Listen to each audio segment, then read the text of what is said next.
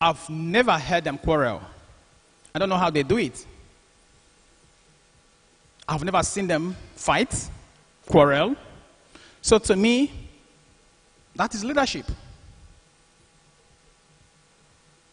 That doesn't mean they didn't have differences, but how they resolved it, I don't know. So growing up, I thought leadership is all about relationship.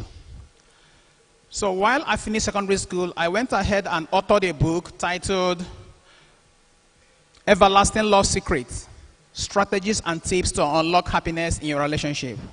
I thought the problem we have in leadership bordered on relationship. But then I discovered that it wasn't. For you to be a leader, you must be tested at all fronts. So in other words, everything you've gone through in life until this day have prepared you to be a leader.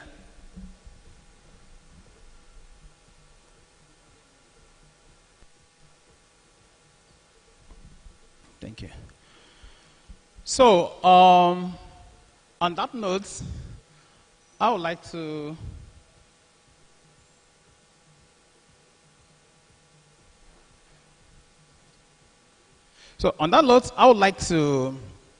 re-emphasize that education is a highway to prosperity. Okay? It is a highway to prosperity, and when extended to a rural African child, it puts his mind on a better perspective of understanding how things should work. Sorry, the slide is not, okay, yes.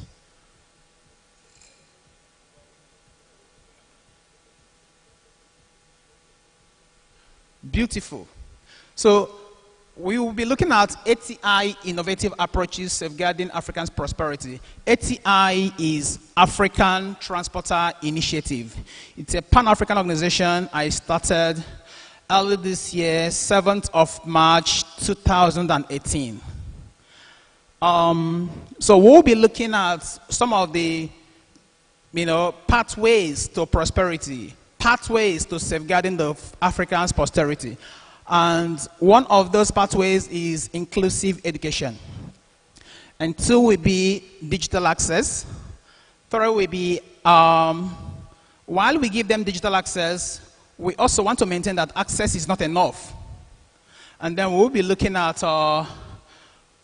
policy makers. Okay, a slide is missing there. All right, now, if we look at what is on the screen, it says education cannot wait. I've seen professors, I've seen technocrats, and I realize the most beautiful thing is education. It cannot be quantified. You either have it or you don't have it. And to me, education will give you a survival instinct. Education will give you a life wire. It will give you life support. And when it is denied of a child, that is a very big challenge. So when this topic came, and I said to myself, the challenge of leadership is the challenge of Austin Uzim. We are good at taking things out, not bringing it back to us. So any challenge of leadership is my challenge. And stepping out of my comfort zone to solve that challenge is what makes you a leader. So we want to make sure in African Transporter Initiative that every child has education, that every child is accommodated, that every child gets a chance to literacy education. Imagine what will happen to you today when you wake up as a professor and you realize you can no longer read and write. I don't know how you feel about that. So in African Transporter Initiative, we've deemed it necessary that one of the safest ways to safeguard the posterity of Africa is to make sure that there is an inclusive education for all. There is an inclusive education that allows even the vulnerable African children amongst us to have at least literacy education. Is non-negotiable. Because if we must tackle leadership challenge, we must look at the grassroots. Leadership is not done by cows or camels, it's by human beings. And Olaro Timi's book says, the struggle of a man begins at birth. Meaning that when a child is born, that is when leadership should begin.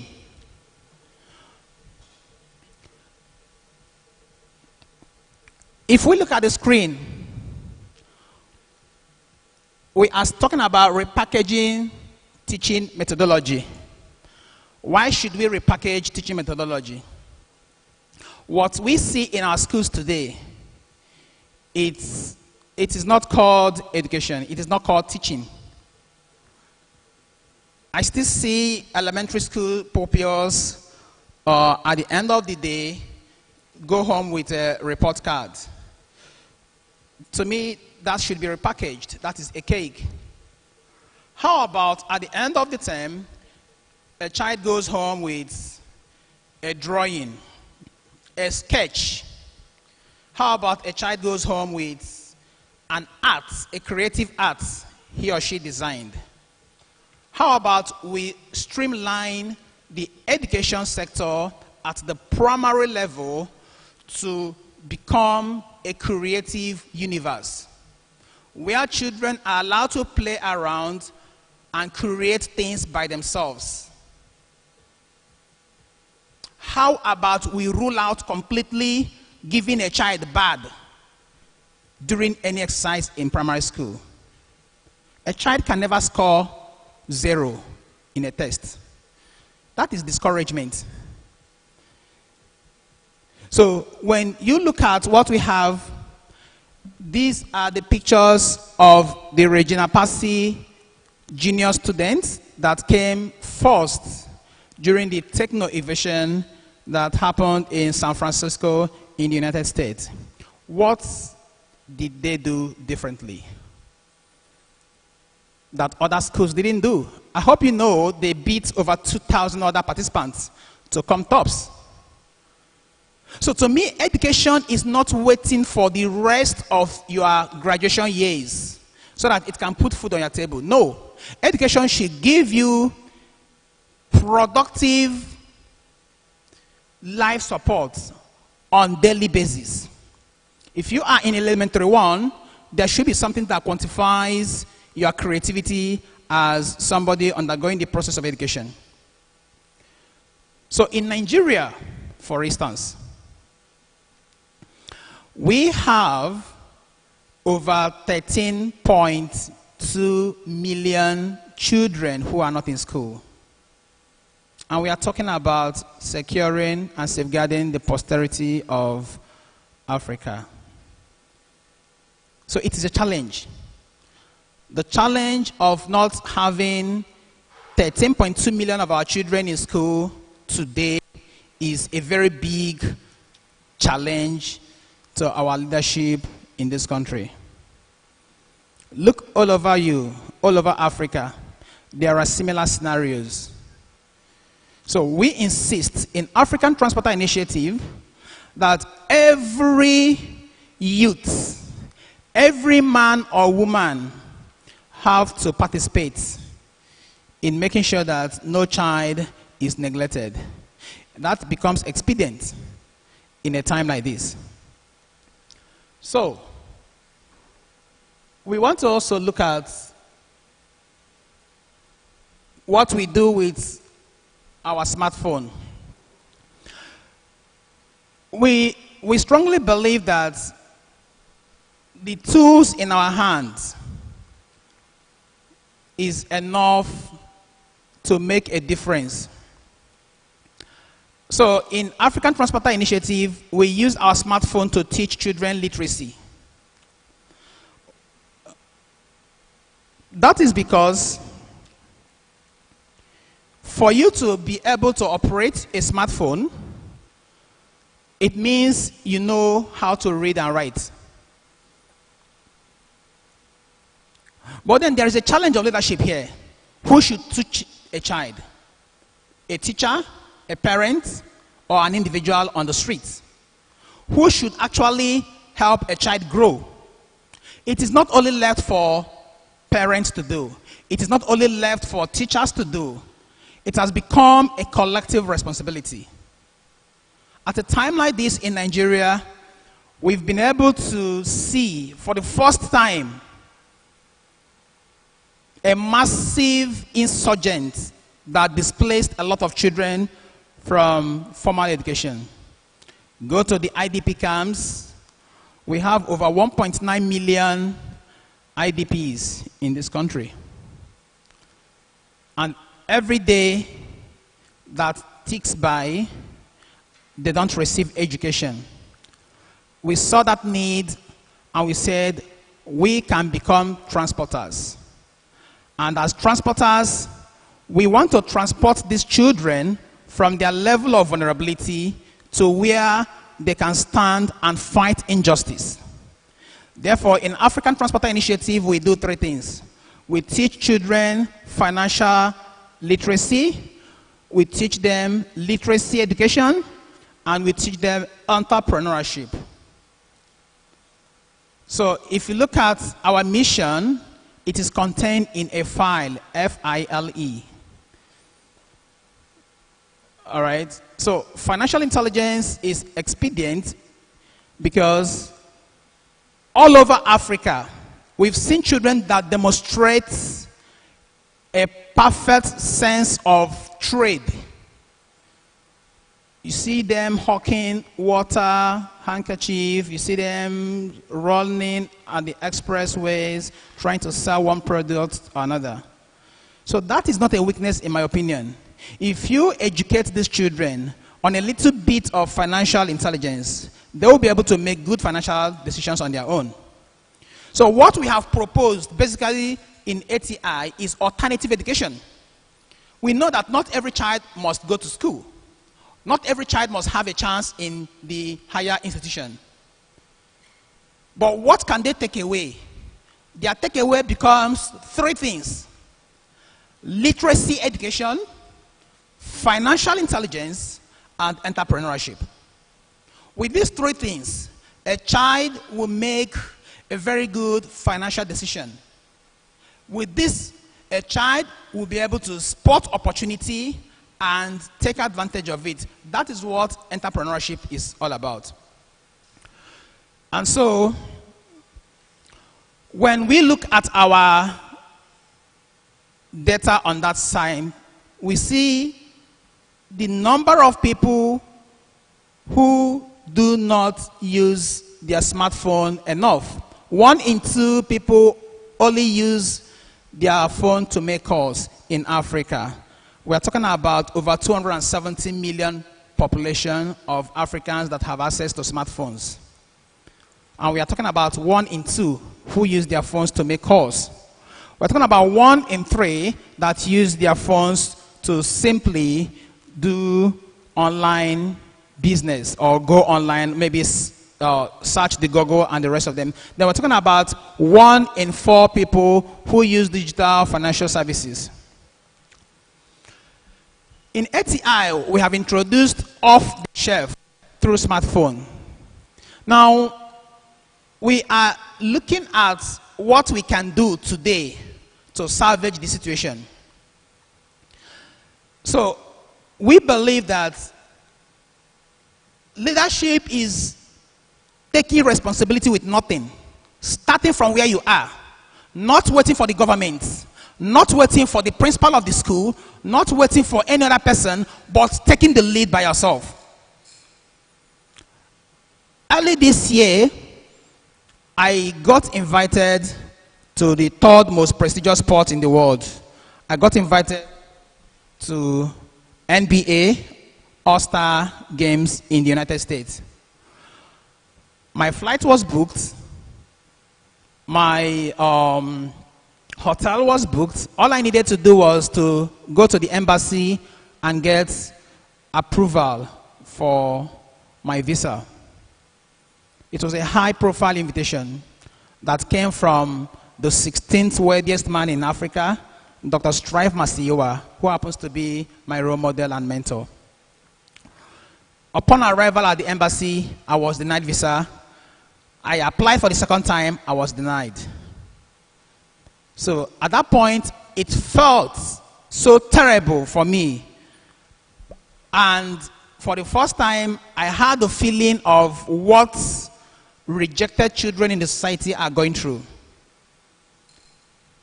As I was going home that afternoon, a voice in my head asked me, "What do you have in your hands?" And I said, "It's a smartphone." He said, "It is enough. Go back and see what you can do for others before you can think of what others can do for you."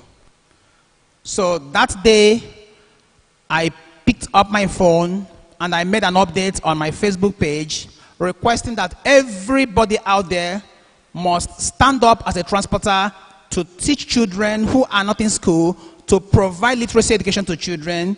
So what we do basically is we record a conversation on these three categories we've mentioned, download it on our phones, take it to IDP camps, and use it to empower children. So that's what we do. Because we believe that if they are neglected, if we do nothing for them today, if we do not allow them to have a chance in literacy, in education, then their future will be elusive. So we are looking at what we can do today and not what we can do tomorrow. And the tax is today. The tax belongs to all of us to do. We've been able to secure 5 scholarship slots for 5 IDPs from different geopolitical zones in Nigeria. We've been able to rescue 2 young girls, 7 and 5 years, from a village they call Bikev in Cross River, who were sold as money woman. It's a culture going on there. If you are from that part of the world, you should know what I'm talking about. So we've been able to rescue these 2 girls, and we've placed them in a pastoral care to make sure that they receive a fine education. We don't have funding from anywhere, but we've been able to also create a WhatsApp group that have volunteers from 22 countries in Africa. So what we do in that WhatsApp group is to make sure that every transporter gives us situation reports of the challenge facing the African child in their various communities. And when we find out that, we'll go ahead in solving it. So coming here today, it's an opportunity for me to really, for the first time, tell the world about what we are doing. I'm sorry, the complications on the slides has been challenging. And we said that for the future to be safeguarded, for the posterity to be safeguarded, families have roles to play. We all are coming from families, and we've seen the usefulness of digital devices. How often do you allow your children access to your smartphones, to your devices, to play around with it, to learn with it? So as a family, you have to give access to these children to also participate in discovering who are, what they can do. Then we have what we call C-ICADI, which is Mobile Education Transformation Program, METP. I think what I'm going to do is, because I have my executive summary complete here, what I'm going to do is to make sure that the copies of it goes around. Because there is a little bit of complications. I was supposed to do my presentation tomorrow, but until lately now I got the information that I'm going to be doing the presentation today. So we also give food to hungry children at the IDPs. We go there to teach them. I live in Abuja. I travel to Benue State every weekend to teach these children literacy.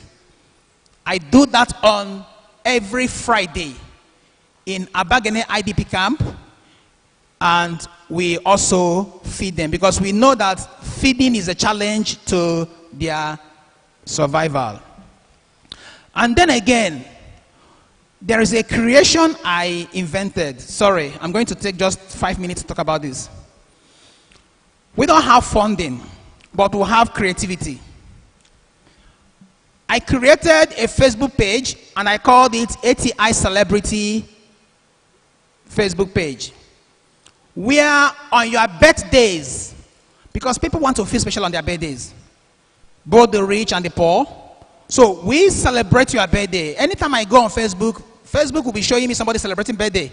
So I asked myself, how can celebration of birthday help a child to go back to school? All right. Now, I created this page. I have a gift in writing. I will write a beautiful birthday post for you. By the time you finish reading it, what will be coming out of your mouth is, oh my God, I am now a celebrity. Then in return, you are to give us 1,000 naira into our organization charity account. It is this 1,000 naira that we will use in sponsoring one child to school every month. It is this 1,000 naira that we will deploy to save the dignity of girl child and women in the times of crisis. Because whenever there is crisis, only girls and women suffer it most. So we have devised what we call a dignity pack. Inside the dignity pack, we will put in a sponge, a toilet tissue, a bathing soap, a bathing towel, a comb, a nail clipper, a sanitary pad. So this is what we put, and we call it dignity pack. Anytime I hear there is crisis anywhere, we will rush in with our dignity packs and hand it over to the girls. The insurgency in Cameroon have seen over 50,000 people, refugees in Nigeria. I saw a girl 3 days ago using leave for pads. It was very pathetic. I am not standing here as a professor. I am standing here as Austin Uzim, the X Factor who is going extra mile to use the little resource I have to make sure that we give these children life again. Every life matters. Finally, we are the only organization that have created, say a prayer a day for a child in captivity. And our focal point is on Leah Sharibu. I've been able to generate over 400 community of members all over the world, including David Gottlieb, the man that have been known to have painted 10 prime ministers. David Gottlieb did a portrait for Leah Sharibu, and it is on that page. So we have every member of that group posting a prayer a day for Leah. So ladies and gentlemen, when you see crisis, when you see insurgency, call me. If I don't have a car to run to the place, I have created a network of people in 22 countries. Over 700 people are members of my organization, and I speak with them on a daily basis. I also belong to a platform, Dr. Strife Masiawa's Facebook page, that has 3.5 million followers, where I am also a leader. So I know what is going on in virtually the 54 countries of Africa as far as the growth and development of the African child is concerned. If my presentation is poor, please forgive me. I was taken unawares. I was supposed to do this tomorrow, but I said what I cannot do is to do nothing. Thank you. Thank you very much, and God bless Covenant. Thank you so University. much, Mr. Austin Uzim. Thank you for that powerful presentation. We will wait for that executive summary. Can we give him another round of applause, please? We want to be as business-like as possible as we conclude today's events. I'd like to appeal that the people sitting upstairs, can you please just come down so that we can fill the spaces, please? Sirs and Maz.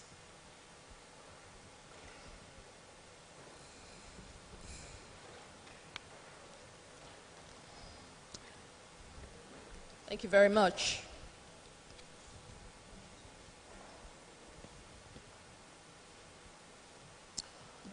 Our next presentation today is by Dr. Monisoye Olorunshola Afolabi. Sir, can you just come on stage, please? Just come on stage. I'll just go through your citation very quickly.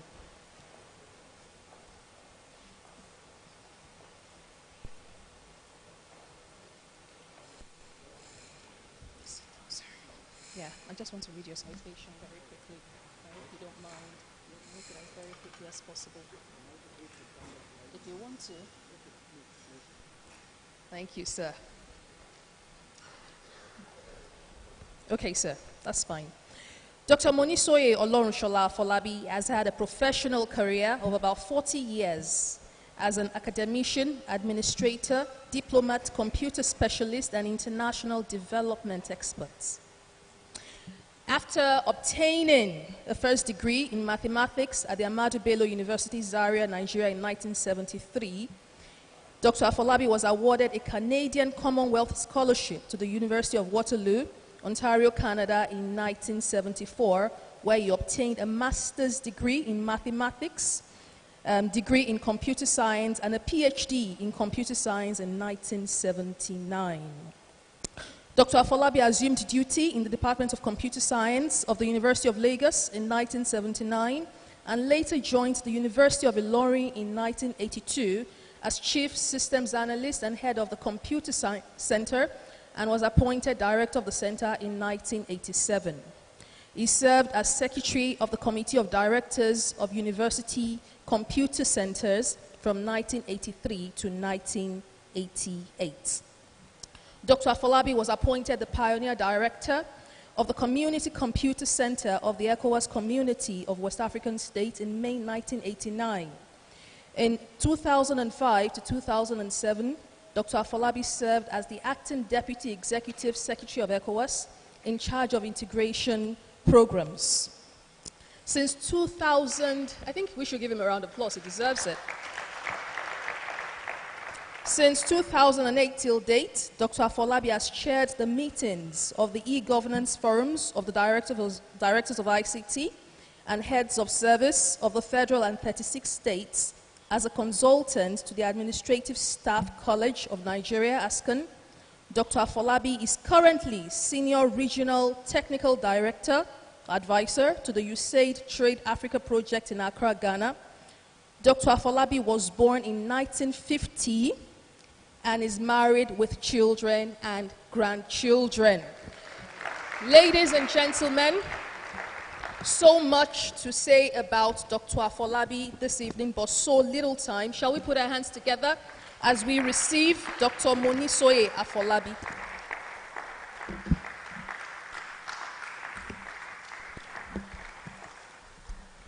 Conference Chair, Vice Chancellor,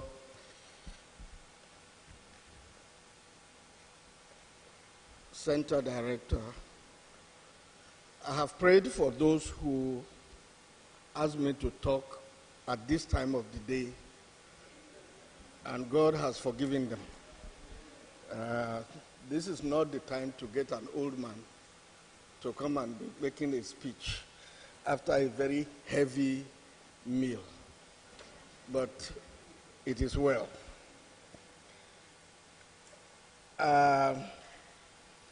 The topic is people-driven development and strategies for cooperation and integration. And I will be talking very briefly on development, leadership, collaboration, and integration, the aid game, corruption, and strategies, then a quick conclusion.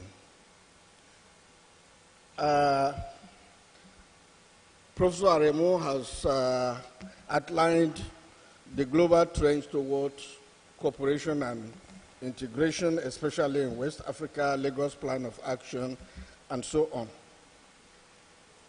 You will forgive me for something. You will not get any textbook definitions from me. For one simple reason, they gave me a topic, I went through Google and everything, and I wrote a brilliant speech that I thought was very good.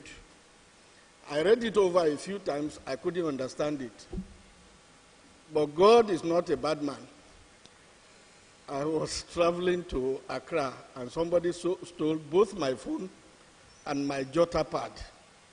So that brilliant lecture has gone away. And I had to come back and start thinking of exactly what it is I wanted to say, not what some other people have said. Amen? Can I continue? Thank you. And somebody please beg this phone to not be going off.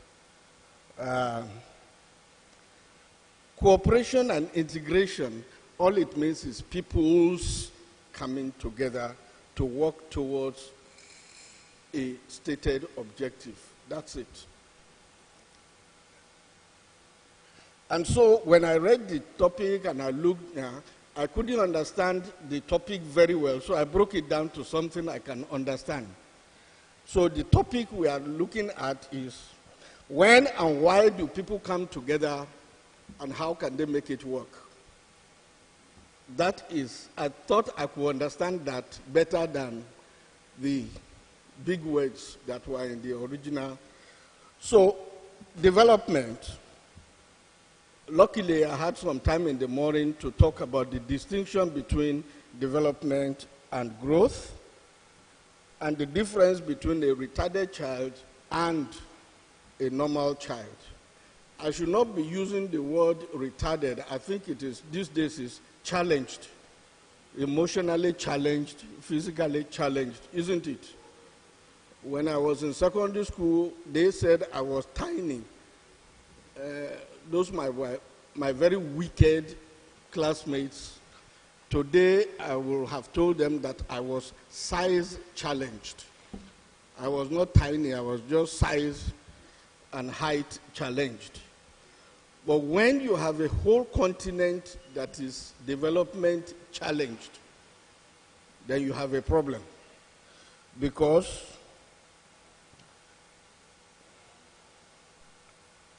the people-driven development ensures sustainable provision of the well-being, the hope, and a sense of belonging of the people.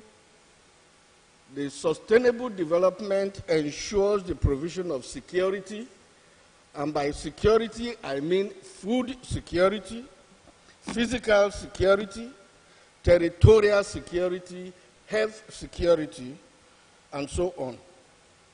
And sustainable development means being able to provide good governance with elections, government services, transparency, and accountability.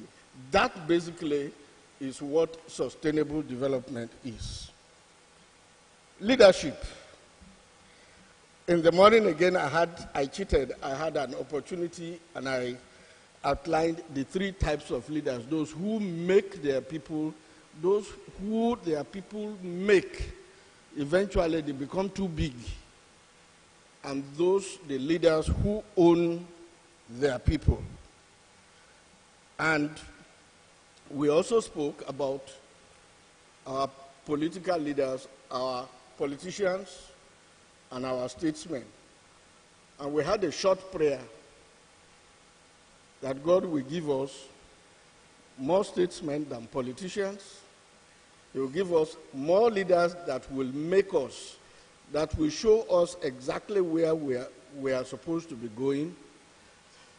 Every time I think of leadership, I think of, a Fulani small boy leading cattle. Sometimes he's in front, leading the cattle and showing them where they are going. Sometimes that's when he provides visions, direction. Sometimes the little boy is at the side, trying to provide focus, trying to make sure that there is no distraction. Don't go there and be eating. Go like this with the rest. And sometimes it's at the back, making sure that nobody is left behind. Leads by inclusiveness. And if we don't have leaders like that, and we have only leaders that watch out for themselves, that watch out for when and how they can win elections, and in most cases by any means, then we'll continue to have the problem. That the politician's main goal is to gain power through elections or selections, and but the statesman uses his power gained from polls to achieve specific development goals. The statesman is ready to lose elections if it is for the better good. Mandela could have stayed as president for life in South Africa, and the whole world will have said yes, even the Western world. Everybody will have said yes, go ahead. He said no. I'm here for 4 years, and I'm gone. That's a statesman. Not somebody who comes in, spends the requisite 8 years, and decides that he wants to put somebody, his clone, to spend another 8 years. Hello? I'm not specifically talking about Nigeria. You don't believe me.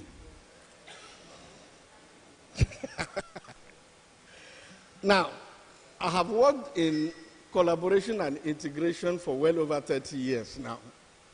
And what is it?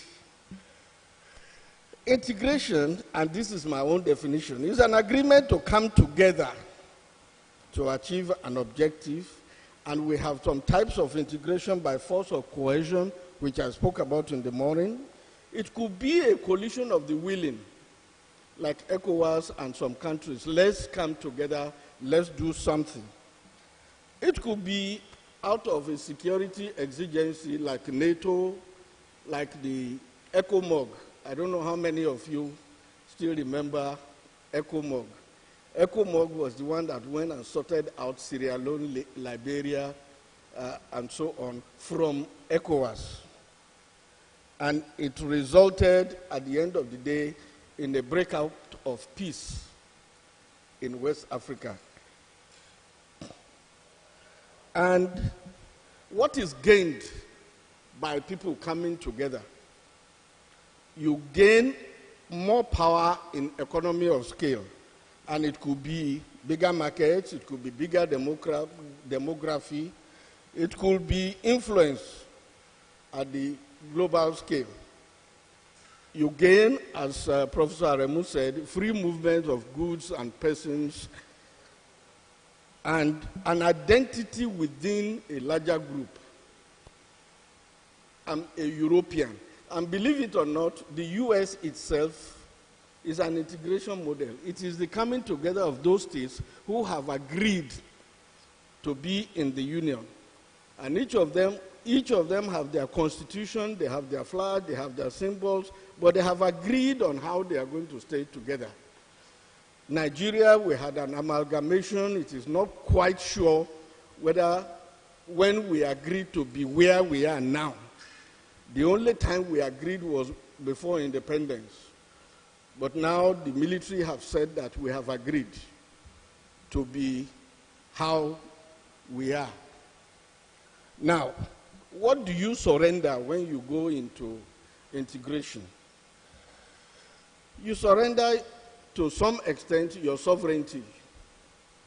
You are no longer in control of your rules and regulations. Somebody else, a higher body, makes that.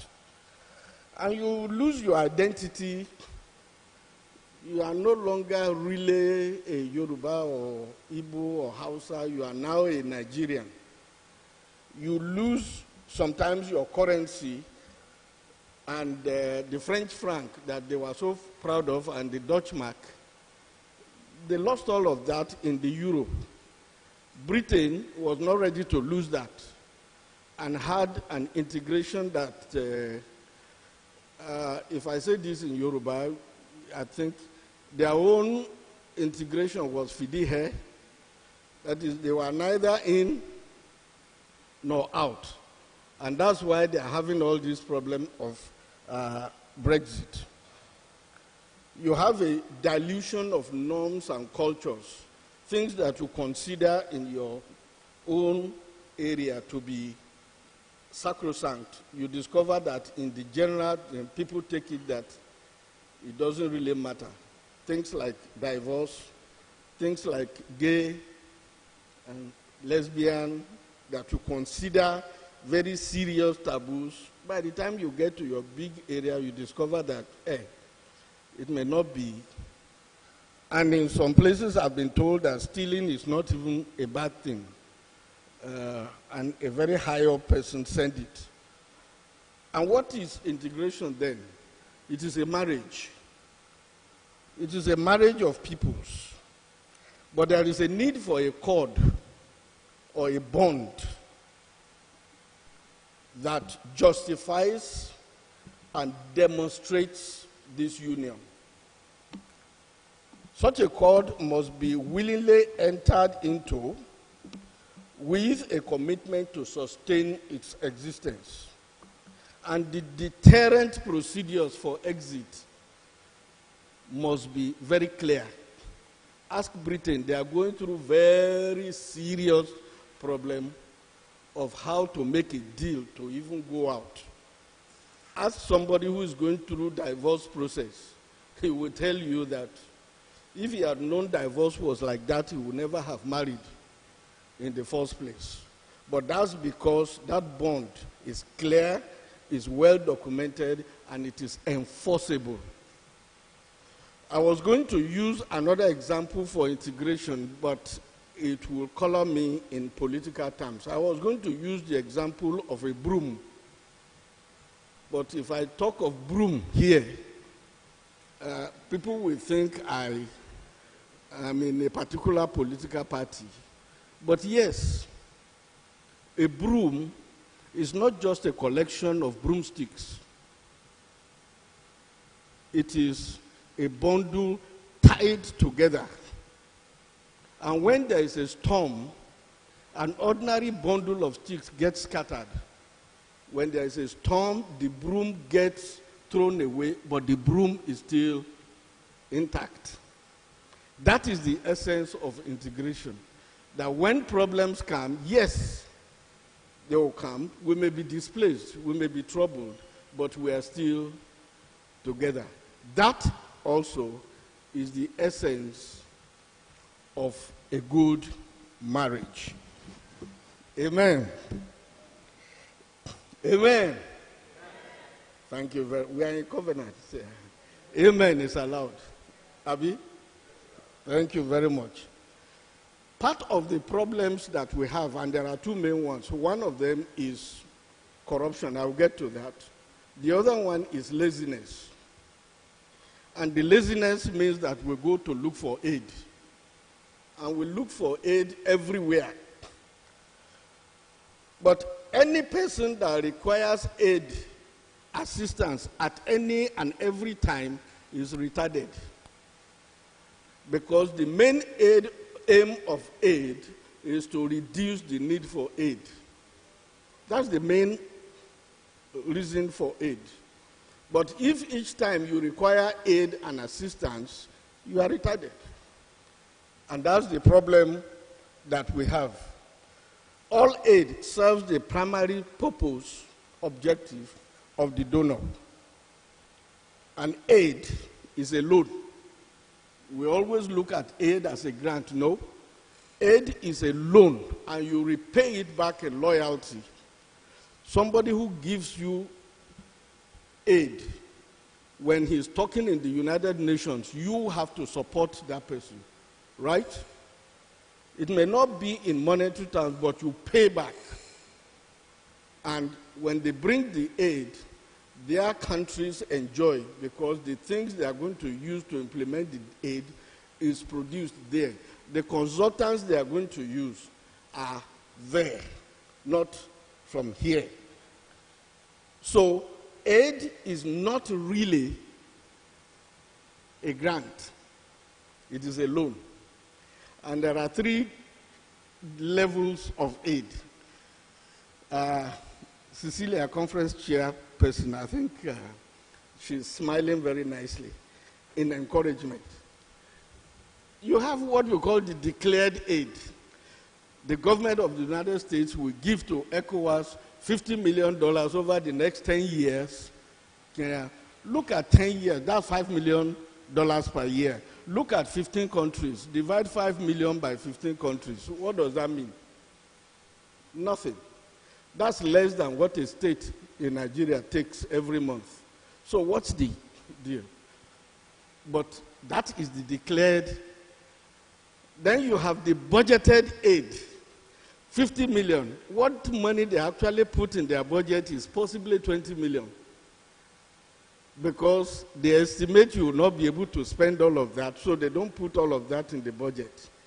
Then you have the disbursed aid, how much money is actually sent. And then you have the residual aid, how much is actually left after the aid is finished. Ladies and gentlemen, that's not usually more than 5%. It's not more than 5%. I have looked at aid programs and so on, and a lot of the time I found that 70 to 80% of that money, it's not that the money goes back. No, the money never lives there. The money doesn't even come around here at all. It's not that we are buying things, so the money is going. No, you never see the money. All you see is a report to say we have disbursed this amount, this is how much is left. And at the end of the day, only 5% is left to the advantage of the donor country.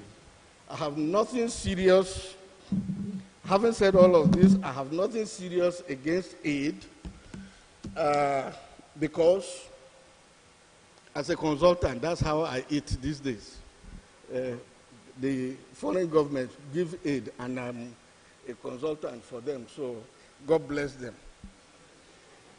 Corruption.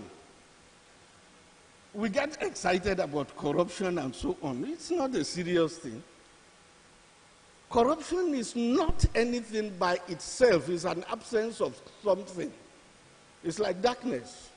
Darkness has nothing of itself. It's the absence of light. So when we talk about corruption and we fight corruption, when you fight corruption 24/7, you have no time to really do positive things. That's the problem. You can't fight corruption as fire drives out fire. You do things that reduce corruption. I will give an example of Lagos State. I'm sorry, madam. I won't keep quiet soon. I'll give, in 1979, Lagos State was the smallest state in the federation. It was also the most corrupt. Terribly so. You could do anything every time. Then they had a leader who said, from today, nobody will be paying school fees, nobody will be paying medical bills. From today, I'm going to make sure that when you retire, you get your pension not later than 3 months after. If you want to buy a house, you go to the mortgage, you pay 10%, you pay the rest over 10 or 20 years. No child will go to school further than 2 kilometers. Within 6 months, it was difficult to bribe any Lagos State official. Because what did they need the money for? They didn't need the money for school fees or to give money to the child in the morning. And the leader himself said, I'm not living in government house. I'm living in my own house. I'm not riding government vehicle. I'm riding my own Toyota Crown. And we used to push that car sometimes. They insisted that he needed the government. Then he said, okay, my backup you can put any car, but this is my own car. He didn't need any fighting corruption. He didn't need any agency. But when in a situation where normal government services become a favor, then of course you need somebody to help you to get those services.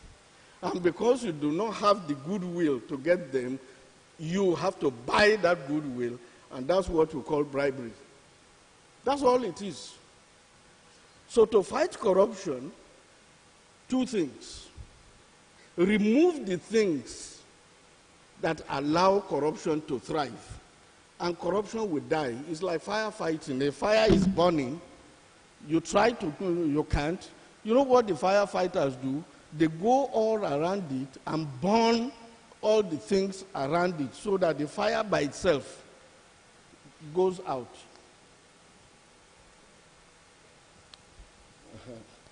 Oh, okay. 2 minutes, okay. So, this is, to me, the essence of the corruption, rather than our looking at it as something that to be fought, but is something that you need to remove the reasons why it is there. The strategies, and I think that's my last slide. A strategy is a plan. But when we make plans and we don't intend to pay for them, they don't work. We all remember NEPAD. We made NEPA, it was a beautiful thing, and I think the budget was 16 billion or something like that. Then we went to European Union and World Bank, help us to finance it. How do you do that? How do you do a family budget, then you go and call an uncle to come and fund it? It just doesn't make sense. Eventually, it became what was called a knee pad, that we all had a knee pad and we went around begging. Professor Remo has told us about the Continental Free Trade Area. Yes, it is a very good thing, but how are we sure that we are ready? For me, the Continental Agreement needs a clearer sight. The vision for the increased intra-regional trade needs to be sharpened with clear goalposts. You don't just say in the next 15 years we are going to be this. No. In the next 1 year, 2 years, 3 years, 4 years, then you'll be able to know whether you are making progress. The agreement needs very sturdy legs. It has to stand on the effective regional organizations, and they are not strong. You are building something on almost nothing. I worked in ECOWAS, and I begged them not to be annoyed with me, but I think ECOWAS is possibly stronger than the other. Well, that's what the other organizations say. And if that is the situation, then God help those ones. The agreement needs stronger arms. You need an effective secretariat that is going to carry out the functions that you have. The European Union has a very strong economic commission. African Union has a secretariat built by the Chinese. And the IT component was furnished by the Chinese. Now we are complaining that everything we say in the AU building is in China. Abba. So if we are going to do the agreement, we need a very strong executive arm. We need longer steps. Unfortunately, I don't have longer steps, because we need to make haste. The whole world has gone far ahead. We do not have the luxury of slowing down. We need longer steps, and we need a bigger house. The agreement needs a bigger house to accommodate the strong, the slightly weaker, and the unknowing member states. Those are member states who don't even know what their advantages can be in that agreement, and those who are naturally weaker, and to accommodate those who are relatively stronger, like Nigeria, like Nigeria, Egypt, South Africa, and possibly Tunisia and Canada. In conclusion, the dream of an effective integration in Africa is achievable. But the first step in realizing a dream is to wake up. The dreams I have and the kind of cars I drive in a dream and the kind of houses I live while I'm dreaming, oh boy, they are wonderful. Then I wake up sweating because there's no light. But if I'm going to achieve building those kind of houses, I have to wake up first. Amen? In every situation and in life, there's a time for everything. There's a time to speak and a time to keep quiet. I thank you.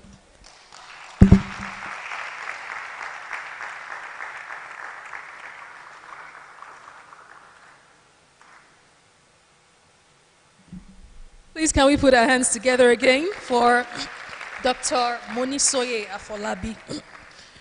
From the last session we had, one of the feedback that we got was that a lot of people still wanted to contribute and ask questions. And we understand, we appreciate the fact that we have a wealth of knowledge in this place. So we will create another opportunity for people to ask questions and to share their comments, feedback, and opinions about that presentation. And of course, is right here to provide very robust replies. So, any comments or questions? Yes, sir.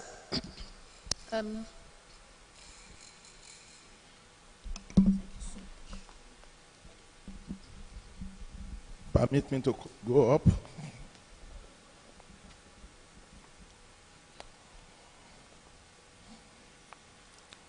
The chair of this conference. Yes, ma'am. Dr. Akintamide, and of course my own mentor, the immediate past Vice Chancellor of Landmark University, and the Director ADC, my senior colleagues in the House, my colleagues, and of course our mentees. Honestly, when mine is not a question, but just comments and to add our Landmark University experience to what we are discussing. When I saw the theme of this conference, the challenge of leadership driving African future, I just said to myself, I'll just come here and enjoy myself. I won't talk. But when Dr. Afolabi, since morning, he has been dishing out some points, and the moment he came back to the area of corruption, and he's trying to do a kind of dissection to what Dr. Akintamide gave us in the morning as the bane of corruption in this country, I just felt I should also come and add maybe a little salt to it. Let me say, by way of digression, that leadership is all about time management. And so I'm saying that with all due respect to the first presenter. Place and place, we should learn how to manage time. If you cannot manage time, then you may not be able to manage people. It is, if I'm presenting, it is me that know what I want to present. So I don't have to tell people whether they ask me to present now or tomorrow. Just give what you want to give. So I just felt I should say that with all due respect. Having said that, looking at integration and cooperation, I think we don't have to go too far for us to be able to understand that in total. And also talking about the component of leadership, or what leadership is all about, that was given by the chair of this conference, talking about leadership being relational and also situational. I think Covenant University and Landmark University has exemplified that. To say that issue of integration and cooperation is honestly what is happening here to Covenant and Landmark University. Why am I saying that? Covenant, just recently, 2 or 3 days ago, became 16 years old. Landmark University is going to 8. But because of cooperation and integration, one, in the anthem of the two universities, the same thing. The core values, the same thing. So the proprietor base know what they are trying to do. And believe you me, Landmark University is another university to watch out for. Why am I saying that? When you talk of issue of integration, when you talk of issue of being situational, there are things that Covenant University is doing now that Landmark University has taken. But because it has to be situational, we are not just copying it. Covenant University is a conventional university. Landmark University is a specialized university. So you cannot take what work for Covenant University directly. I want to apply it to what is going to happen to Landmark University. And so, having gotten some information from Covenant University, like the issue of the recite agenda, the way Covenant University is driving it is not the way we are driving it over there. But do you know what? The results are already coming out. For the first time in the history of Landmark University, we just crossed the 100 publications in Scopus Index journals. That's great. They are not as if we are not working before, but because of the integration and the cooperation that has now become well integrated, the Vice Chancellor coming over there, the leadership or management of Landmark University coming over here, we are now seeing ourselves more of one. Why am I saying this? If we now take this model and we now apply it just to West African countries, you will see that things will go better. Now to the issue of corruption, Dr. Folabi just said it. It's not just about poverty.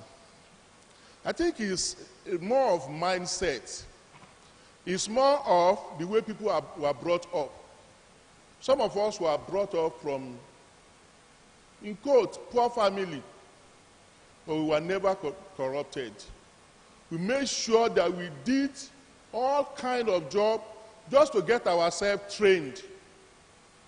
We didn't say because our parents were poor and we dip our hands into things. You have said it all, sir. It's just about the issue of mindset. If you have light, definitely darkness will go. And I want to believe the Chancellor also shared this. And I believe poverty, yes, may be a part, but not the main reason why people get corrupted. I just felt I should add this aspect. Once again, I want to thank all the presenters. I'm not giving vote of thanks for being a blessing to us since morning. Thank you. Thank you very much, sir. Our very dear Vice Chancellor of Landmark University. Other comments or questions? This ugly issue of corruption that keeps rearing its head. How do we resolve this corruption issue? Yes. Beyond talking, we need to begin to strategize.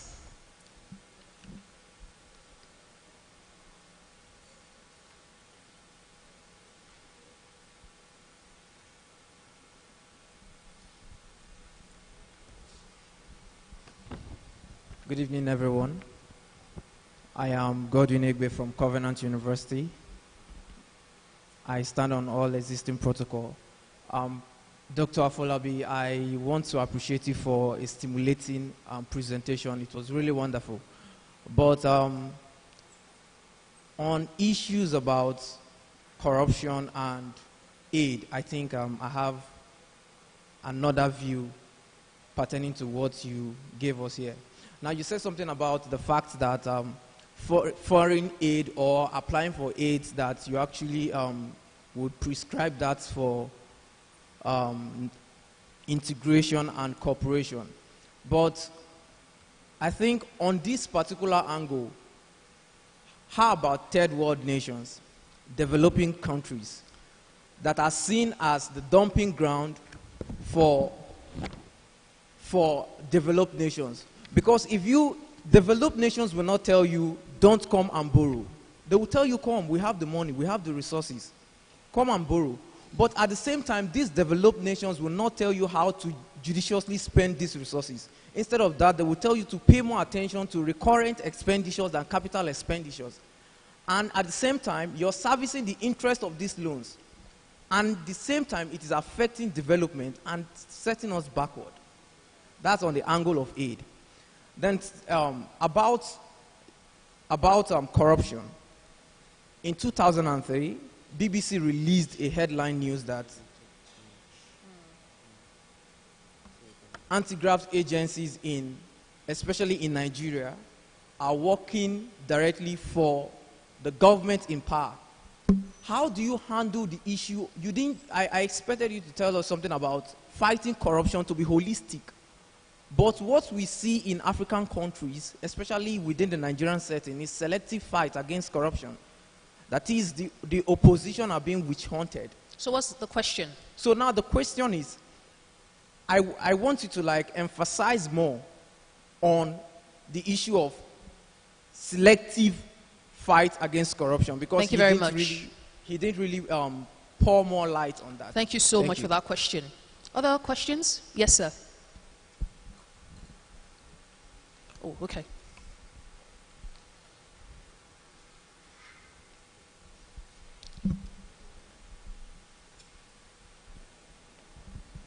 Good evening, everyone. Can we make the questions very brief? Standing on all existing protocol. I want to ask, what is the influence of big governments in the area of corruption? Because I have an idea that if the government is involved in every single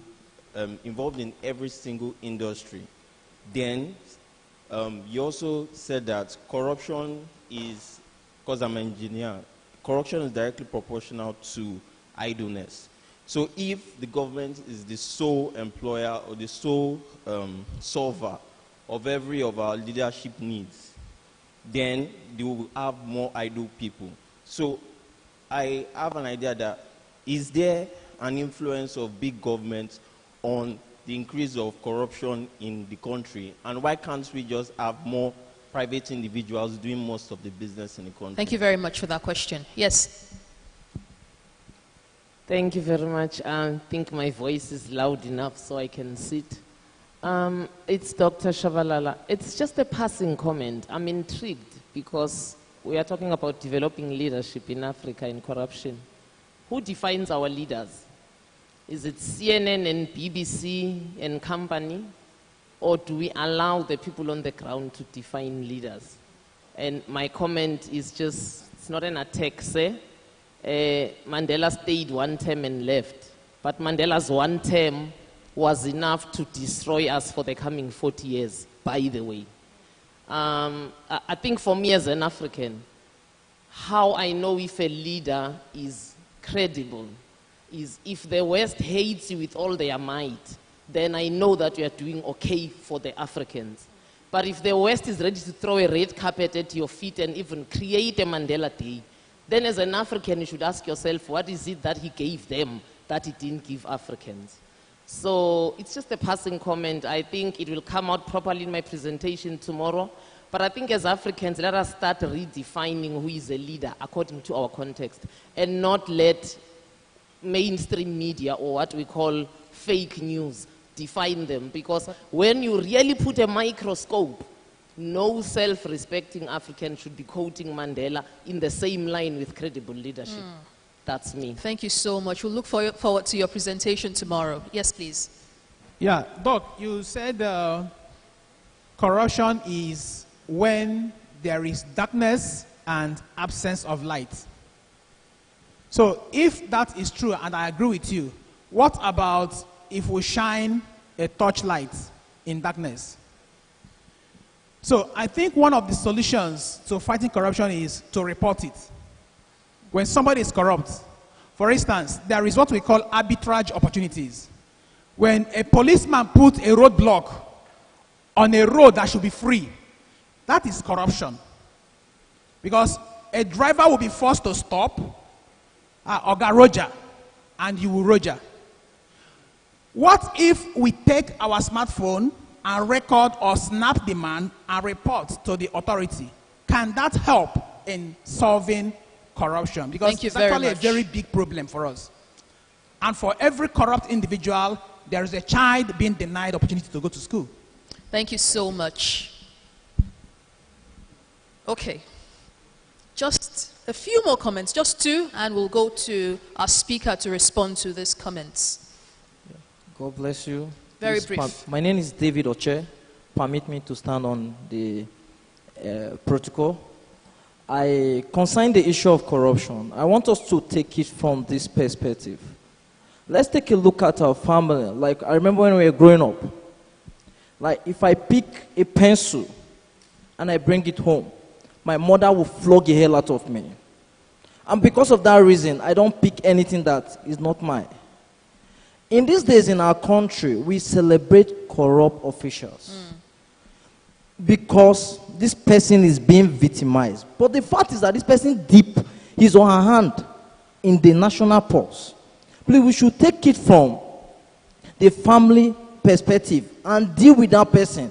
Because this person is my tribal man and is corrupt, I should not talk about him. We should talk about it. Yep. Everybody should condemn corruption. Thank you very much.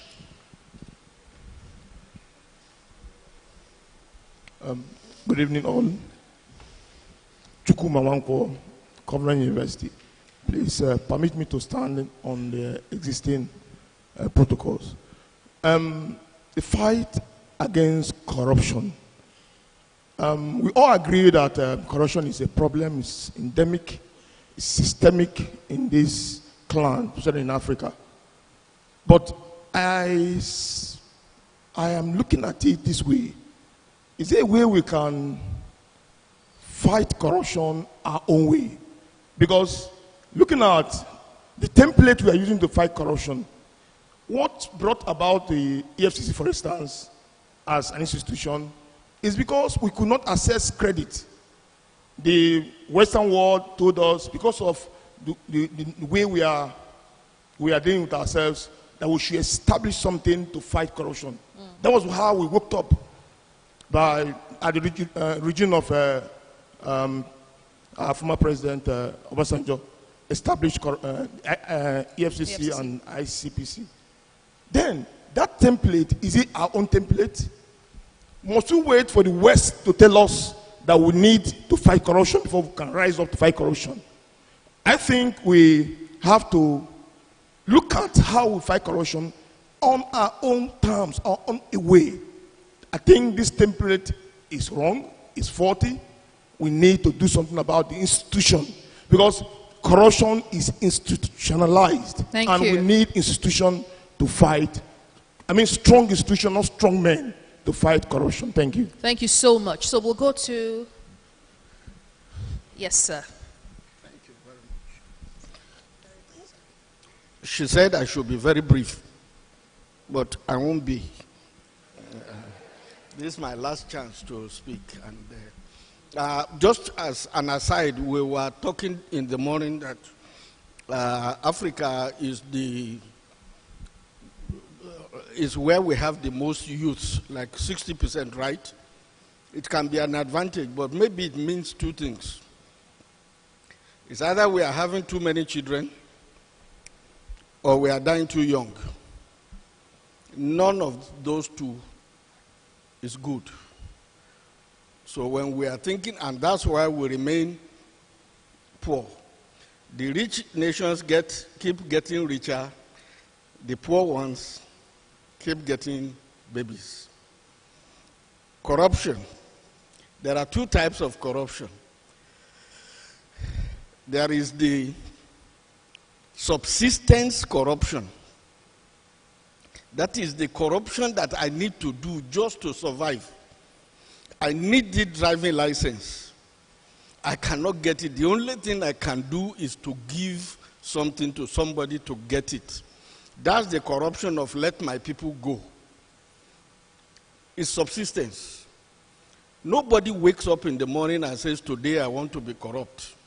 But if that's the only way, and there is opportunity, and there's impunity, you will do it. There is the second one, which is the greed corruption.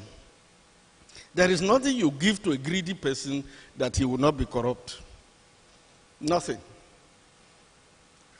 The thing is that about 90% of the population just wants to get up, have their normal welfare things, like the example I gave in Lagos State, and they do not want to be corrupt.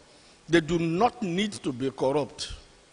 Then when you create the anti-graft agencies that somebody, then they will face the 10%, right? And the fight will be everybody supporting the anti-graft to fight the 5 to 10% of the greedy, corrupt people. But when 90% are corrupt, how many will the anti-graft in? Then it has to become selective. It has to become selective. If you say a particular senator is guilty of something, and you look and find that all the senators are guilty, then you have to decide which one of them you are going to prosecute. Of course, it becomes selective. There is no apology to that. It's because there are too many. But if you have created a situation in which people don't have to be corrupt to survive, that's the light. You create a situation, people don't have to be corrupt. Right now, you have to be corrupt to get by. That's the situation. Because they have no light. I am my own local government area. I have prepared water, I have generator, I build road just to get by. And that is the light that I was talking about. Corruption itself is the absence of basic welfare and people making normal services to be a favor. You used to run to catch the plane in those days, even when you had the boarding pass, right? But now that it is plenty, nobody runs to the plane anymore.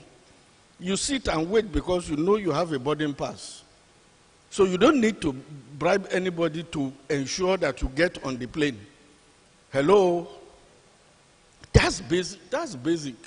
Provide the services, provide the welfare that people do not have to be corrupt to get by, and you will see the fire of corruption itself going down. When I talk about aid, I have nothing against aid. Everybody takes a loan, everybody takes assistance, but you have to know what you want to use that aid for. You have to know.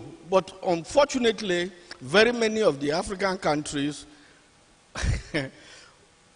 and I have, when we go to look for aid, it's like you go to the information desk in an airport, and you go to the person there and you say, excuse me, can you help me? Yes. Say, who am I and where am I going? That's not the kind of question you ask at an information desk, but that's what we do. We go to the EU, we go to Africa Development Bank. Please tell us what we should do. Please help us write the proposal. Please help us. Of course, they give you what suits them. And then you take it. And then you continue taking that aid to do the same thing. Now, you know what that is? Spoon feeding. You know, the only thing you learn from spoon feeding is the shape of the spoon. That's the only thing you learn from spoon feeding. That's why when they remove that spoon and you bring another one, you go, hey, it's not the same spoon. That's all you learn. That's the point I'm making. You take aid, you negotiate aid. You negotiate aid. Don't think it is only in your interest. It is also in the interest of the donor. So sit down and negotiate it and make sure that your residual aid that will remain with you justifies what you have to pay back to the donor by way of loyalty. Amen. Amen.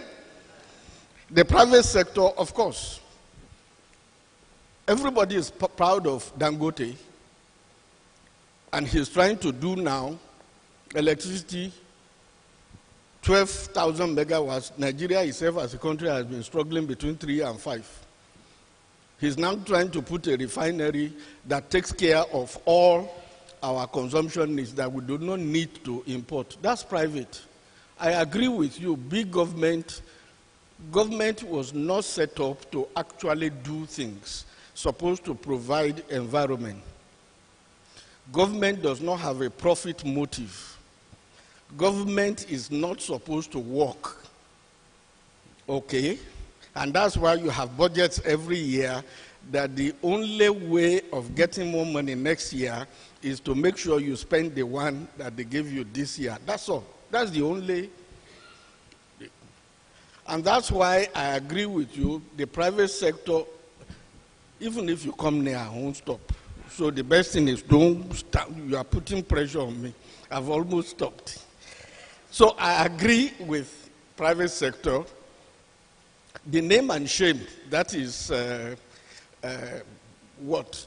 Monitoring and evaluation and so on and so forth.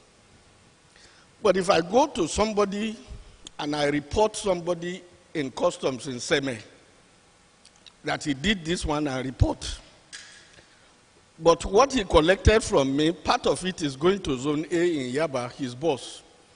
And part of that is going from Yaba to the director in Wuse 2.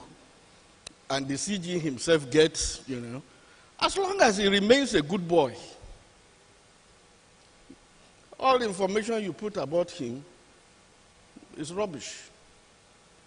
And like the conference chairperson said, if I'm a customs officer, I'm on, what, $200 a month salary. And there are containers of $1 million passing in front of me every day. And I sneaked out of my house this morning because I had nothing to leave for my wife. And my child has been sent back home from school. So I had to sneak out because I didn't know how to face my children. So anybody who gives me $500, the first time it is the blessing of God. The next time is, yes sir, they are nothing for the boys. The next time after that, your file will be lost if you don't give it. We are talking practically. We are talking in real terms.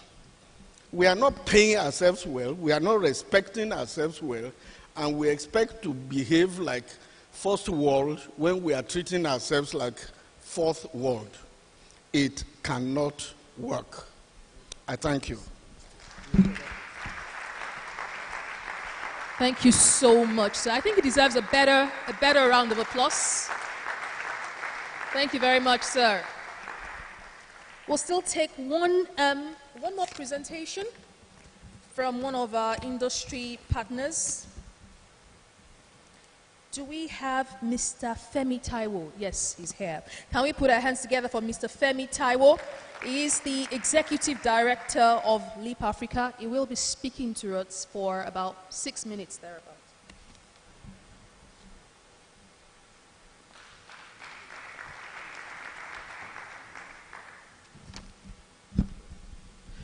Good evening, everyone. Good evening. So I'm going to keep this very fast. I'll be talking around the topic Youth Development Initiatives in raising human resources to secure Africa's future.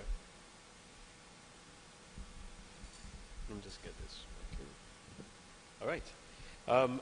I'm going to run quickly through just talking about the opportunities that we have within our demography on the continent. Talk about 5 areas that are essential for young people to make transition. Talk about how education is a viable pathway, a sustainable pathway for developing these human resources that we need on the continent. We're going to explore a bit about how we need to rethink the National Youth Service programs. And finally, just talk around how to activate and enable youth agency towards driving Africa's development. So very quickly, without overemphasizing this, Africa is a young continent. And like we've heard in many instances, and as it has been alluded to, it's either an opportunity, the youth bulge is an opportunity, or could ultimately be a ticking time bomb that could explode in our face. Together with this youth bulge comes a variety of issues. One major issue is the lack of economic opportunity for the bulging young people that we have. And if we do not take care of those young people, there are many attendant issues that could arise, from insecurity, social issues.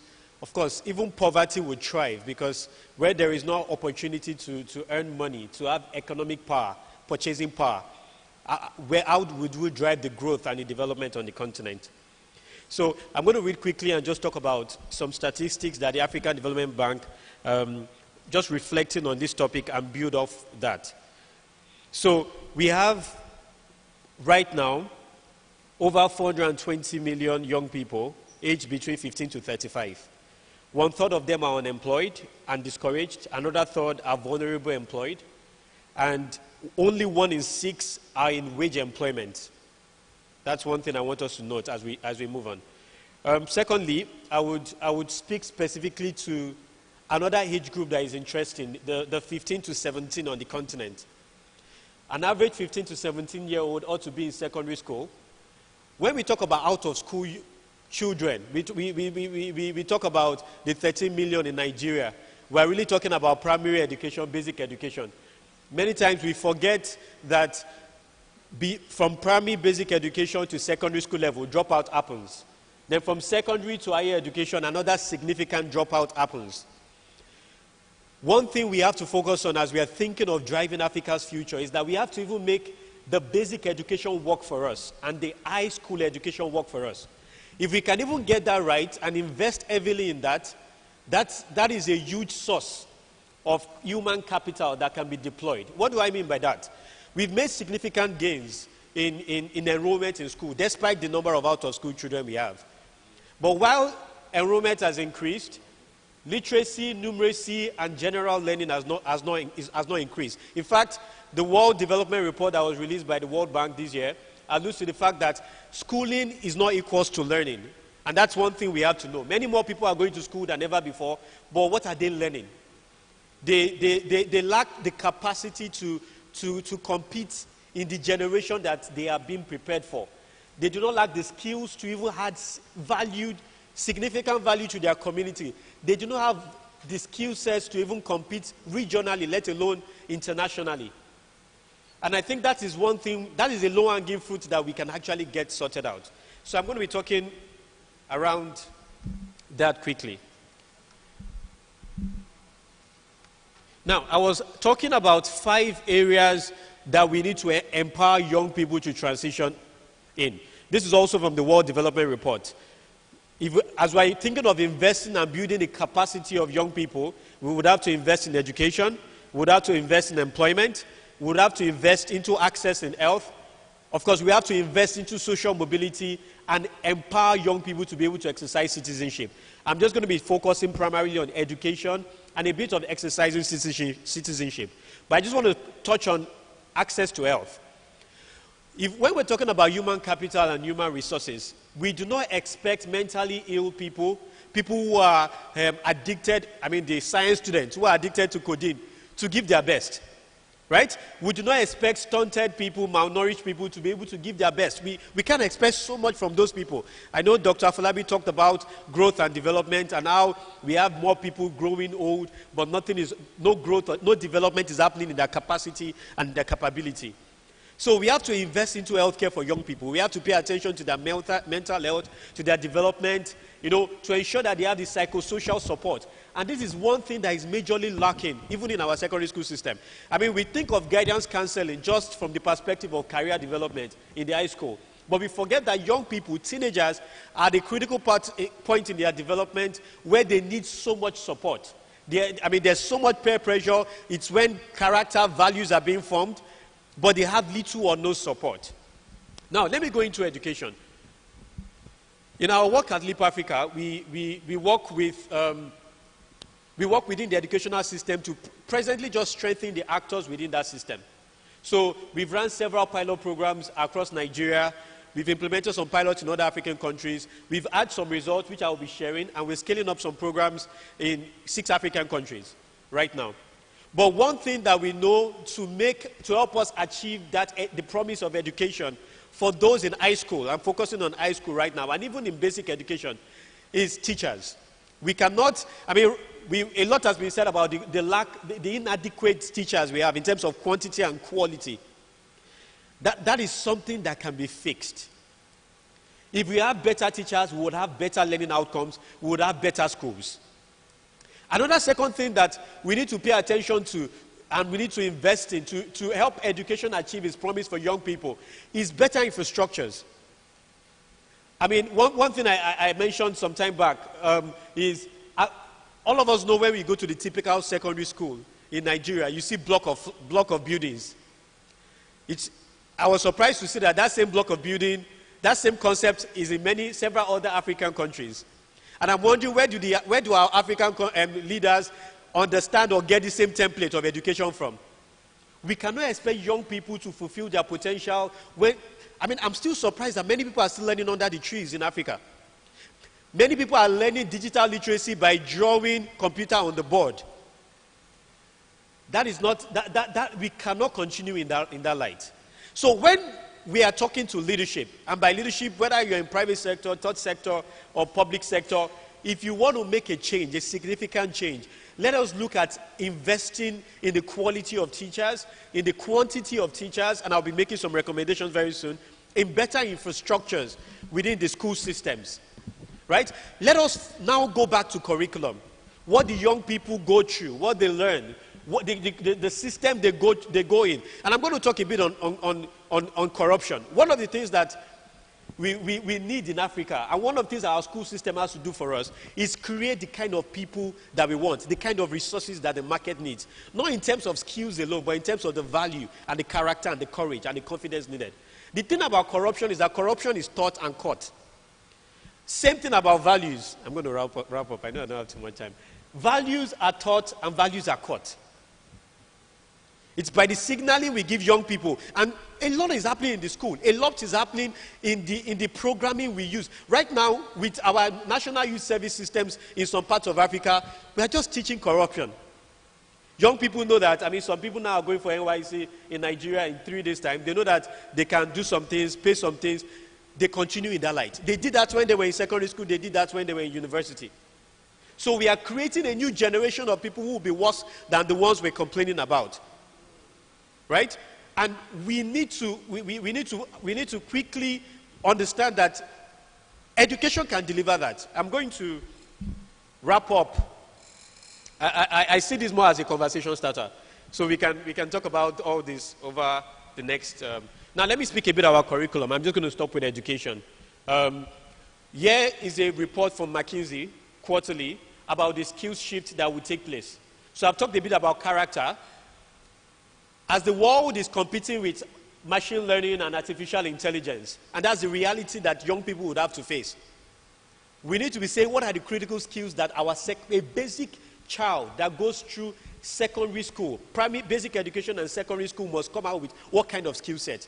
Gone are the days when academics is just enough. What skills would they need to compete? To be able to add value to themselves, to their community, to the nations that they live in, and to the continent. Now, we see that basic cognitive skills, the need for it is even reducing, because any simple machine, any simple algorithm can do what basic cognitive skills would have done. But one thing that we realize is that there will be need for higher cognitive skills, much more critical thinking skills, problem-solving skills. There will be need for more leadership. Machines will not lead us. The human agency will still need to be there. There will be need for more humanity, more emotional intelligence, more soft skills. And I will just wrap up there, that is something that we can make happen within our school system.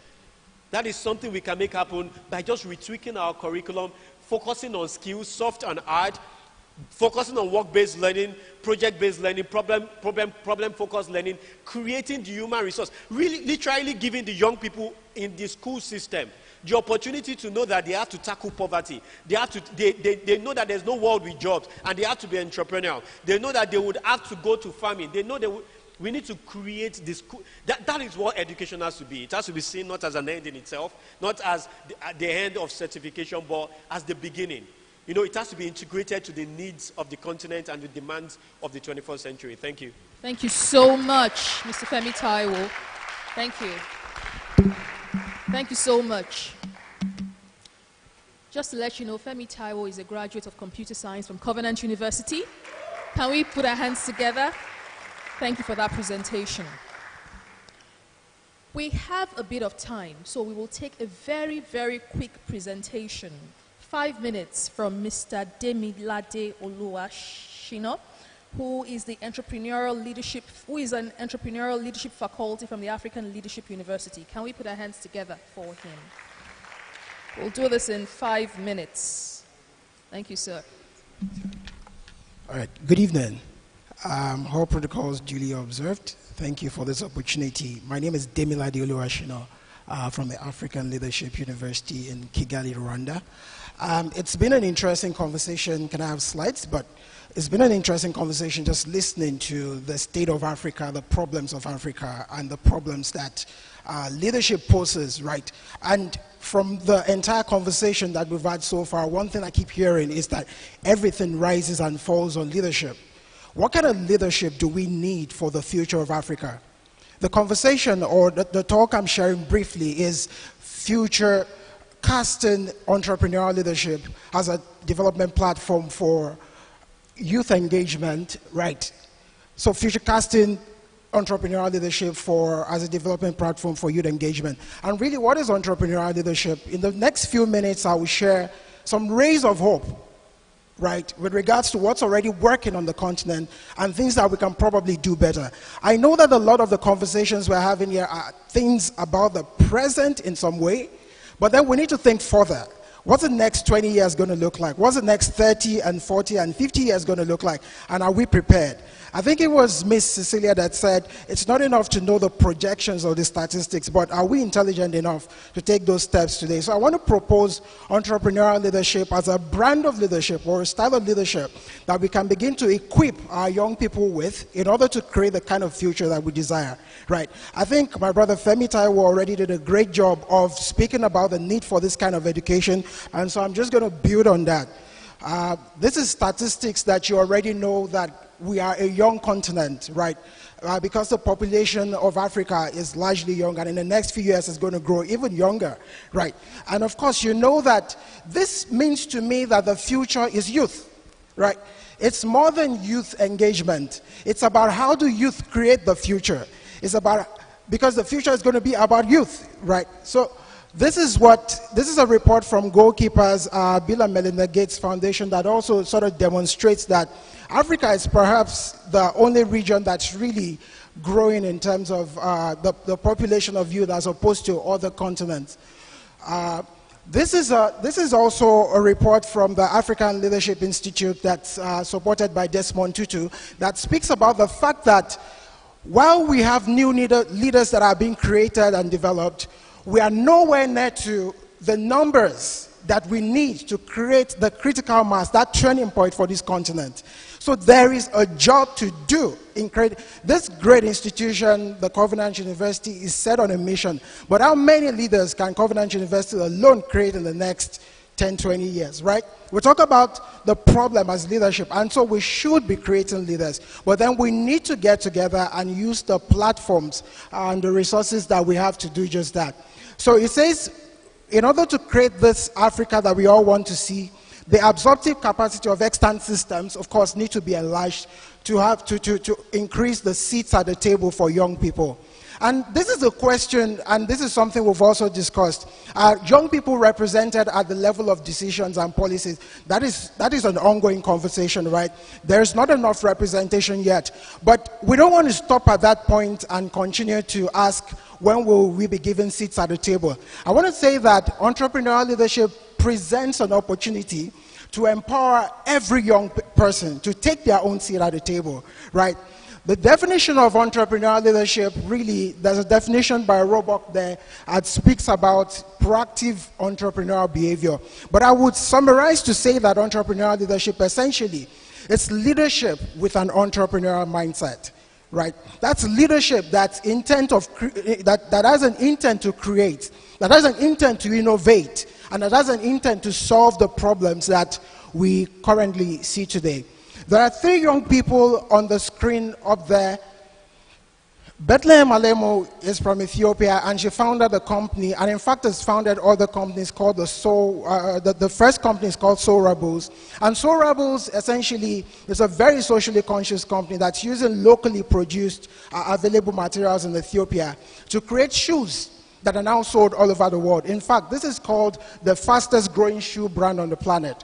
What was Bethlehem Alemu's vision? She saw people in poverty. She saw people who were disenfranchised, who didn't have jobs. And then as a young person, she said, I want to be able to make life better for people, but at the same time, create sustainable system and create sustainable solutions in this regard. And that's a story today. Eddie Okech is the next guy, and he recently contested for as a senator in a county in Kenya. It's probably less than 25, I can't remember the exact age. But then Eddie Okech is another person who has galvanized and who has gathered young people. It's on record that he put together a team of 11,000 volunteers for peace and African development in Kenya post the election violence season that they had a number of years ago. And Eddie Okech has influenced over 5 million young people in Kenya and voters to actually take steps towards making a positive change and the kind of leadership that Kenya wants to see. Kola Olajide is a Nigerian as well, and has set up an institution, a company rather, that solves many of Africa's education problems through technology. What do we want the future to look like? These people or what? And entrepreneurial leadership is really about teaching our people to be able to lead themselves, to be able to engage others, and think in an entrepreneurial manner, right? And we've spoken a lot about issues today that if we had emotionally intelligent leaders who knew the problems and who were willing to really attack those problems and take responsibilities for them, our continent will be in a better state, of course. I'm trying to push this forward as much as I can, right? And so the question that I have for you as we think about what entrepreneurial leadership might mean for our continent is, do we want to have 1 billion problems in 2040, or do we want to have 1 billion great opportunities? Remember this slide. What do we want the continent to look like? Imagine that just 10% of the youth population in 2040 is like these young people. We can do this. We can use the same templates as Femi Taiwo talked about in terms of the kind of education that we're giving to young people to equip them with entrepreneurial leadership skills. So I say a couple of things that I believe we should do. Again, going back to this point of education and the kinds of skills that we're equipping our young people with today. And then we need to think about scale as we create these educational platforms. Can we replicate this and ensure that larger numbers of people are being equipped, right, in shorter time? Because really, of course, it's a ticking time bomb, like we said over and over again. The time is closer than ever before. I've spoken about a few more points there in terms of collaborating to reduce the cost of delivery of this kind of education, and then adapting this education to the grassroots, people who do not speak the kind of have the kind of opportunities that we have. How do we take this kind of education to them and help them to create opportunities for themselves in the context where they operate? Of course, this is thinking about the African context all along. I want to say, like, we at the African Leadership University say, we have 6,000 days only before Africa becomes the continent with the largest working populations. What are we going to do with it? Let's go equip our young people with entrepreneurial leadership skills and release them to make a difference. Thank you very much, ladies and gentlemen. Thank you very much, Mr. Demilade Oluwashino. As we wind down this evening, I'd like to invite the chairperson of this conference, Ms. Cecilia Akintomi, for the closing remarks.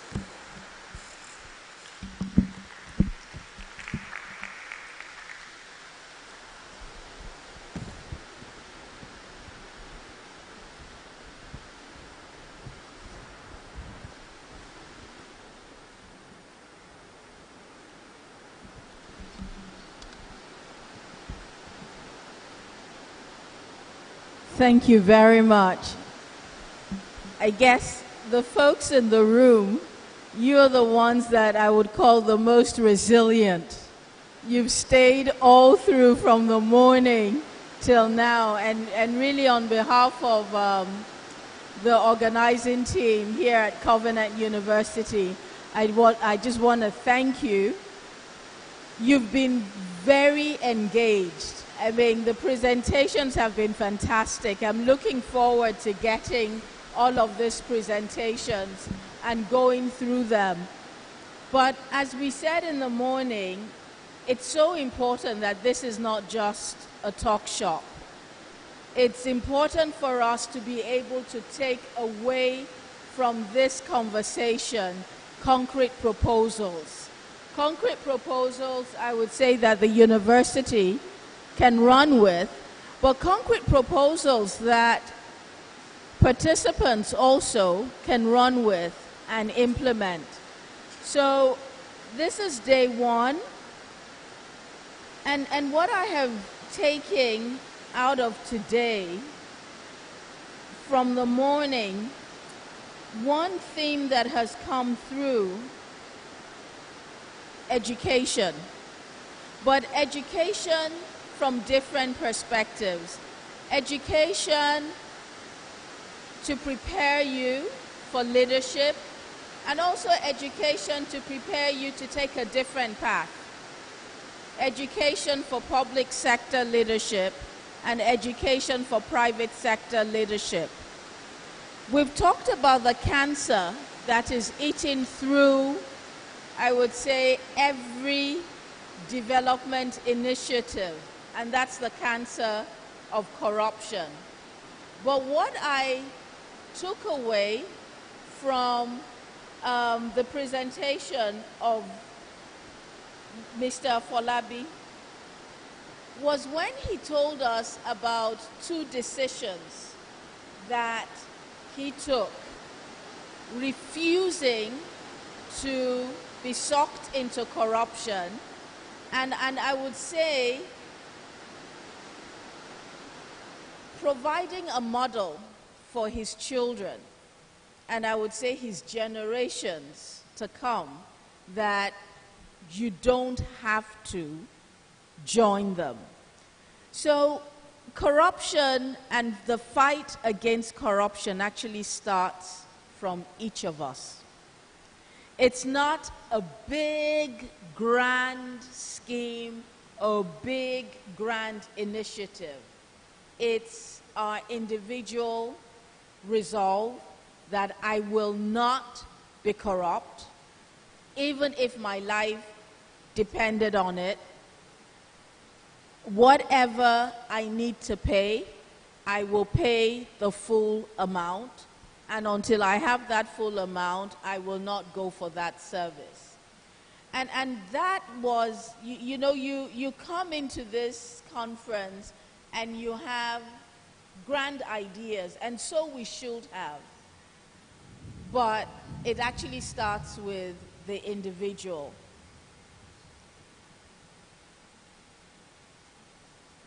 The conversation on the free trade area, it just, you know, even when we had the break, I kept on reflecting on it. And it's just a reminder that, and it applies to each of us also, that, you know, the things you don't fix today, it's going to be a bigger problem tomorrow. You know, you have a slight tear, maybe the pocket, and you don't fix it. Tomorrow is going to be a larger tear. And maybe the day after, you're going to lose something very valuable because you just didn't fix it immediately. There isn't much we can do. The expert made it clear that we should sign. But the type of participant we're going to be, because as of this time, and probably for about the next 3 years, except somebody comes up with a major idea, we're not going to be competitive. I doubt if anything that's manufactured that is of any usable quality is going to be competitive. And so, but the issues related to our competitiveness came from lack of power that we've invested resources in, our infrastructure, roads that were never built, roads that were never fixed, and all of those issues have now made manufacturing a very rare industry in Nigeria.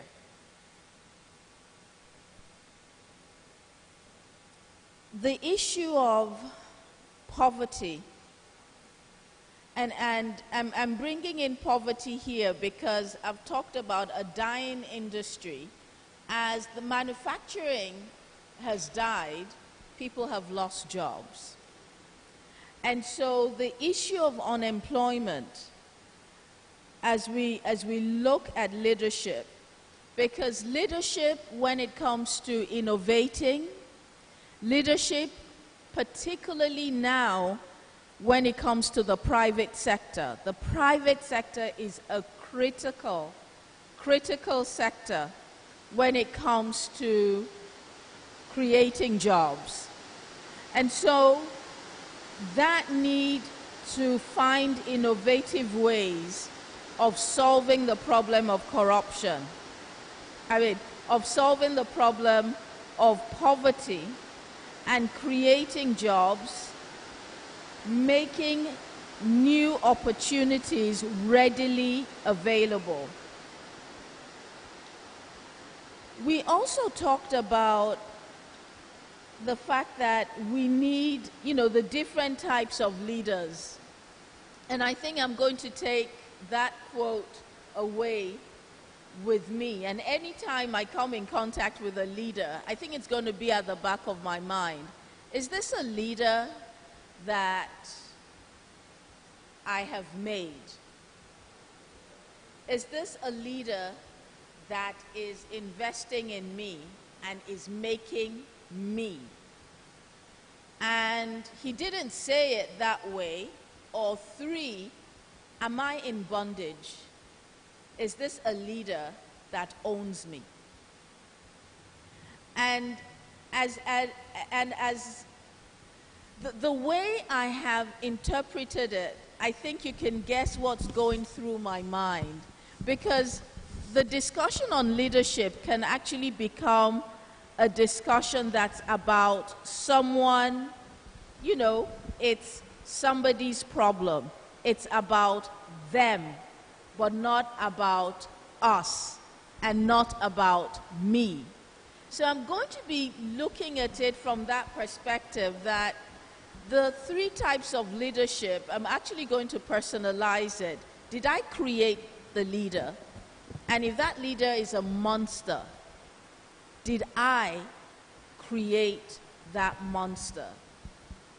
And how can I uncreate the monster and make sure that I do not recreate another monster? That we stop creating these monstrosities and erecting them as leaders. And whether that leader is investing in me, and thirdly, whether I am in bondage. And I will not explain what that means, but that's the third question I'm going to be asking. So tomorrow, well, one of the questions I wrote here from one of the discussions is really the fact that, yes, leadership is situational. So when you think Africa, and I believe we also all come from different countries, what type of leader do we need on the continent? And when you think on the continent, you'll probably be saying, but we don't have, I mean, Africa is not a nation. So can you have a leader on the continent? But when we talked about the Arab Spring happened in Tunisia, but it spread all over. So if you have something that works somewhere, it can have a ripple effect all through the continent, even though we're a continent and not one nation. And so what type of leadership do we really need? Is it going to happen and as a game-changing leadership? Because at this point in time, we don't have the luxury of time. It cannot be business as usual. Me, I have no intention, I intend to live long, but I have no intention of suffering.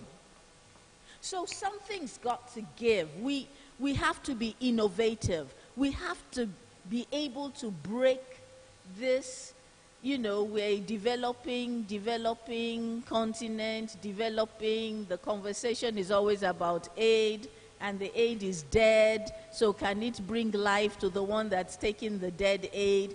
You know, it's the same conversation. So what we should be looking for, and as we go into tomorrow, what we should be looking for are game changers. That one thing that takes us from there and takes us there. And how we deal with the valuable information and the discussion that we're having here, I think should be from that perspective. How do we go from the back and go to the top? And we've seen it happen in our lifetime. We saw China game change. So it's not that it's something that's impossible. It's something that's doable. I mean, Ghana is not perfect, but we've actually seen Ghana go through the good, the bad, the ugly, to the good. We've seen Côte d'Ivoire go through, and we've seen how they're coming out of it and dealing with it. So the issues can be fixed, and can be fixed very quickly. I think we also have to believe that it can be fixed, not just that the Chinese can do it. Okay, the Ghanaians were lucky. The Ivorians were lucky. Is that their relationship with the French? There's a lot that is not too clear. that between them and the French, they're covering up. No, it's not that. We have to believe that we can make that difference, and that that difference is going to be in our lifetime. The last thing, you know, and forgive me here, probably as a conference chairperson, and do forgive me, madam, if this is not kosher, what I'm about to say. You know, democracy is a system of government that many have died for that right, for us to vote.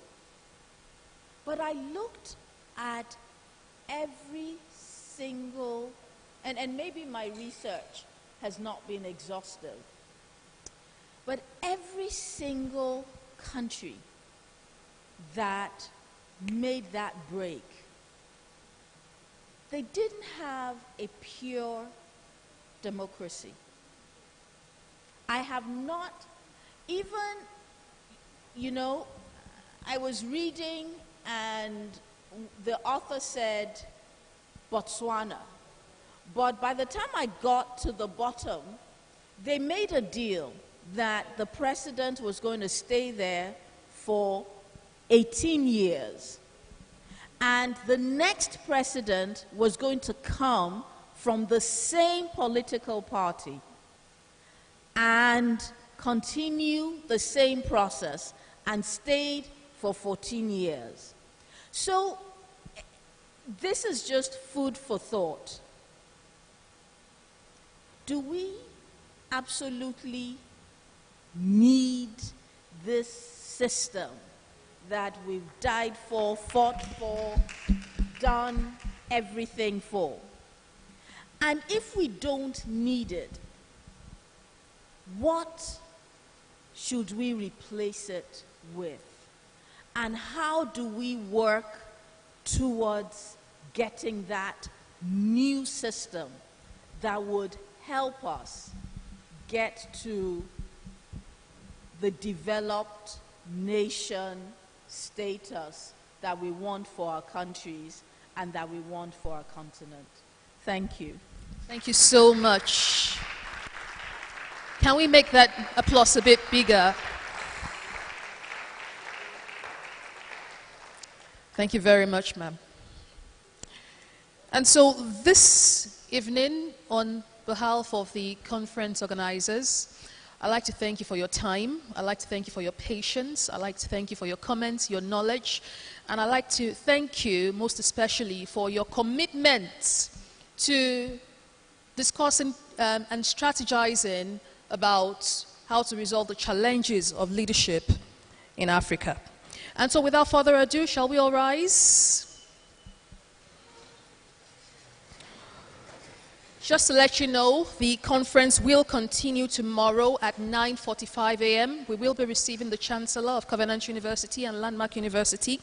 At that time, he will be delivering his speech, as well as Our Excellency, Mrs. Joyce Bender as well. She will be delivering a speech as well. And so I'd like to invite on stage to close us in prayer, Professor David Olukoni. Can we put our hands together for him, please?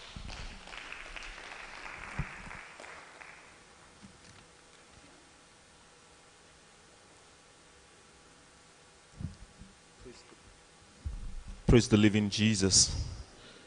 Shall we bow down our heads in honor of Jesus? Father in heaven, we say thank you for all that you've done for us today.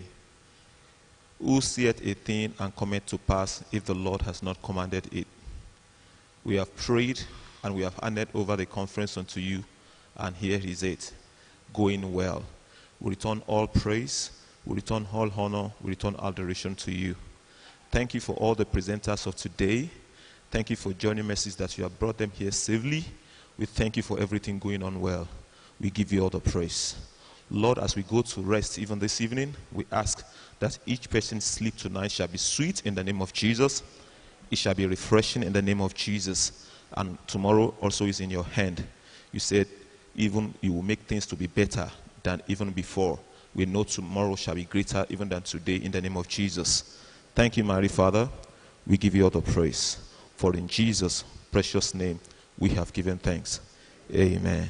And we say, surely God's goodness and mercy shall follow us all the days of our lives, and we shall dwell in the presence of the Lord forever and ever. Amen. Praise the Lord.